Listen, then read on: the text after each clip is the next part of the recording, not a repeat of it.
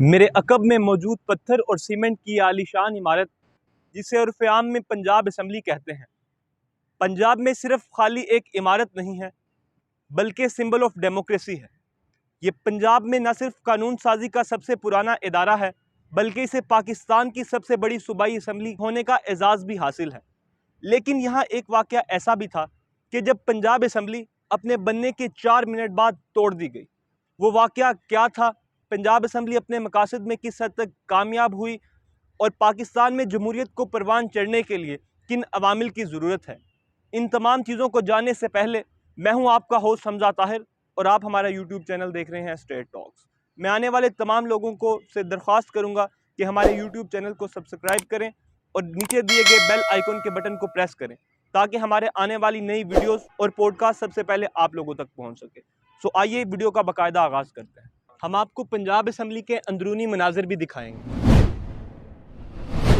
कानून साजी एक ऐसा अमल है जो मुआशरे की ज़िंदगी में बेहद अहमियत रखता है। मुसलसल बदलते हुए हालात और मुआशरे की ज़रूरियात में हम आहंगी पैदा करना एक ऐसी ज़रूरत है जिसकी तकमील ही मुआशरे की बका और इसके इस्तेहकाम की अलामत है। इसी ज़रूरत की तकमील सिर्फ कानून साज इदारे ही पूरे कर सकते हैं जो मुसलसल इर्तिकाई मराहल से गुजर रहे हों। जमहूरियत की रूह ये है कि राय आमा से आगाह रहा जाए, इसका एहतराम किया जाए और अगर मैं सादा अल्फाज में कहूँ तो जमहूरियत का मतलब है कि लोग इन मामलात पर असर अंदाज हो सकें जिनका ताल्लुक इनकी ज़िंदगियों पर है। वो अपने नुमाइंदे असम्बलियों में भेजते हैं और अपने मुस्तकबिल का तयन खुद करते हैं। जमहूरियत के जहाँ अपने फ़ायदे और अपने नुकसानात हैं, वहीं जमहूरियत में जो सबसे अहम चीज़ है वो इक़्तिदार की पुरअमन मुंतकिली है। जिन ममालिक में इक़्तिदार की पुरअमन मुंतकिली होती है वहाँ पे जमहूरियत फलती और फूलती है। दूसरा बुनियादी अंसर जो है वो है मेरिटोक्रेसी, यानी सही काम के लिए सही शख्स का इंतखाब। और इसके अलावा जो तीसरा और आखिरी बुनियादी अंसर है जमहूरियत में वो है रूल ऑफ लॉ, यानी कानून की बालादस्ती। जिस मुल्क में लोगों की जिंदगियां महफूज होंगी, लोग आज़ादी से मूव ऑन कर सकेंगे, कानून की बालादस्ती होगी, वहाँ भी जमहूरियत फलेगी और फूलेगी। अगर इन तीनों चीज़ों को देखूं तो मैं ये कह सकता हूं कि पाकिस्तान में जमहूरियत ना होने के बराबर है, क्योंकि पाकिस्तान में यही वजह है कि आज पंजाब असम्बली अपने टूटने के 8 महीने बाद भी अपने नुमाइंदों का इंतज़ार कर रही है। ताहम ऐसा पहली बार पाकिस्तान में नहीं हुआ कि पंजाब असम्बली म्यूजिकल चेयर का मंजर पेश कर रही हो।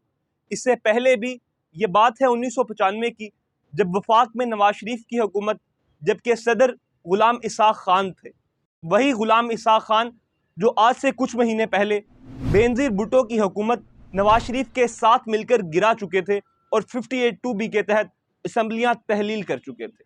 लेकिन इस बात का कभी इम्कान था कि गुलाम इसाक खान नवाज शरीफ की असम्बलियाँ भी डिज़ोल्व कर देते। लेकिन सूरत हाल उस वक्त अजीब हुई जब गुलाम इसाक खान ने नवाज शरीफ को मोहतरमा बेनज़ीर भुट्टो पे झूठे केस और उनको ताहयात नाअहल करने के लिए कहा। लेकिन उस वक्त नवाज शरीफ इस बात का अदराक रखते थे कि अगर आग जलेगी तो घर सभी के इसके लपेट में आएंगे। सो उन्होंने ऐसा करने से साफ इनकार कर दिया।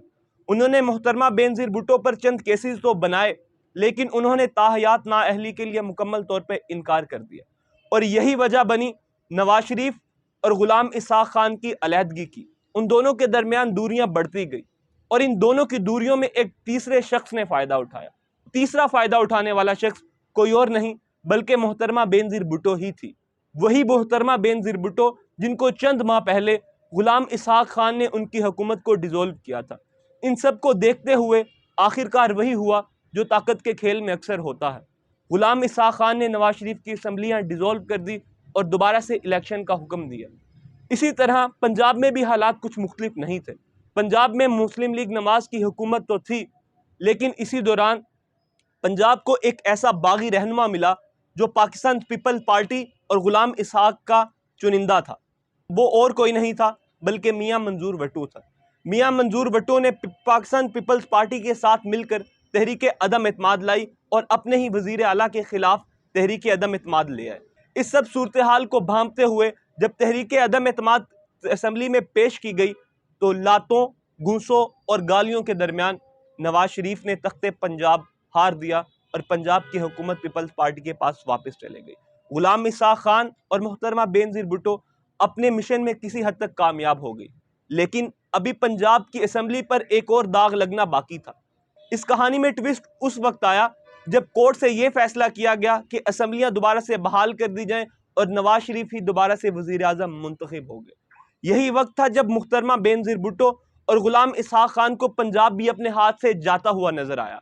लिहाजा नवाज शरीफ ने फौरी तौर पर तहरीक अदम एतमाद पेश कर दी, लेकिन मंजूर भुट्टो ने असेंबलियां डिसॉल्व करने का हुक्म दे दिया। लेकिन तब तक बहुत देर हो चुकी थी और कानूनी तौर पर यह मुमकिन नहीं था, लेकिन असेंबलियां डिसॉल्व कर दी गई। हाईकोर्ट के हुक्म पर असेंबलियों को दोबारा से बहाल कर दिया गया और इन्हीं असेंबलियों के बहाल होने के 4 मिनट बाद एक दफ़ा फिर से असेंबलियों को तहलील कर दिया गया और ये खेल यूं ही जारी रहा और आखिरकार पाकिस्तान का सबसे बड़ा सूबा और पाकिस्तान की सबसे बड़ी सूबाई असेंबली इंतजामी तौर पर मफलूज हो गई। और यही हमने तारीख से एक ही सबक सीखा है कि हमने तारीख से कुछ भी नहीं सीखा। आज 2023 में हमारे हालात इससे कुछ कदरे मुख्तलिफ नहीं हैं।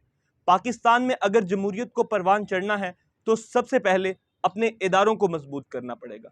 अगर हमारी पार्लियामेंट मजबूत होगी तो पाकिस्तान के दूसरे इदारे, पाकिस्तान की अदलिया, पाकिस्तान की मीडिया और पाकिस्तान की एग्जीक्यूटिव, सारे इदारे पाकिस्तान की पार्लियामेंट से मुंसलिक हैं और तमाम इदारे सिर्फ इसी सूरत मजबूत होंगे अगर हमारी पार्लियामेंट मजबूत होगी। इंशाल्लाह उम्मीद करते हैं आने वाले दिनों में पाकिस्तान की जमहूरियत फलेगी, फूलेगी और बेहतर अंदाज में आगे बढ़ेगी। तब तक के लिए मुझे दें इजाज़त। अगली वीडियो में आपसे मुलाकात होगी। तब तक खुदा।